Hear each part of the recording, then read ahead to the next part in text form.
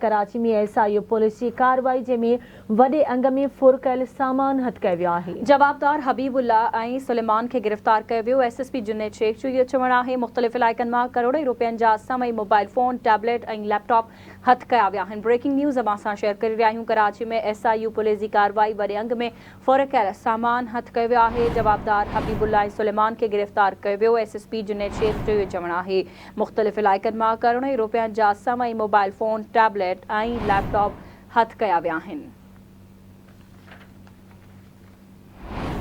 कराची में SIO police की कार्रवाई में वॾे अंग में फुर कयल सामान हथ कयो वियो आहे। जवाबदार हबीबुल्लाह ऐं सुलेमान खे गिरफ़्तार कयो वियो। SSP जुनेद शेख जो चवणु आहे मुख़्तलिफ़ इलाइक़नि मां करोड़े रुपयनि जा सवी मोबाइल फ़ोन, टैबलेट ऐं लैपटॉप हथ कया विया आहिनि।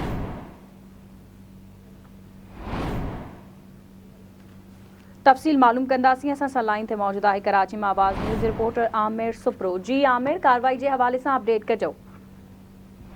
जी बिल्कुल, SIO अॼु वॾी कार्रवाई कई है। कराची के इलाइक़े में जो है वॾे अंग में जेकी फोन्स आहिनि, टैबलेट आहिनि, लैपटॉप आहिनि, उहे हथ कया आहिनि। SIO जे SSP जुनेद अहमद शेख जो चवणु आहे त 2 जवाबदार गिरफ़्तार कया विया आहिनि, जिन वटां लॻभॻि जेको आहे 5 करोड़ जी मालियत जूं कीमती मोबाइल, लैपटॉप ऐं टैबलेट हथ कया विया आहिनि। 156 मोबाइल आहिनि, 186 जेको आहे टैबलेट आहे। उन सां गॾोगॾु 12 कीमती लैपटॉप जेके आहिनि उहे बि हथ कया विया आहिनि। SSP जुनेद अहमद शेख जो चवणु आहे त ही जेके जवाबदार आहिनि ही मुख़्तलिफ़ जेके कीमती मोबाइलूं आहिनि उन्हनि जूं EMI चेंज करे मार्केट में विकिरो कनि था। ही जेको आहे 5 खां 8 हज़ार जे एवज़ जेको आहे आईफोन समेत जेके ॿियूं कीमती मोबाइलूं आहिनि उन्हनि जूं EMI चेंज करे जेको आहे मार्केट में सेल कंदा आहिनि। हिननि जो चवणु आहे SSP जुनेद अहमद शेख जो इहो बि चवणु आहे त हिननि जो ॿियो बि गिरोह आहे जंहिंखे जल्द गिरफ़्तार कयो वेंदो, पर ही 2 जवाबदार आहिनि जंहिंखे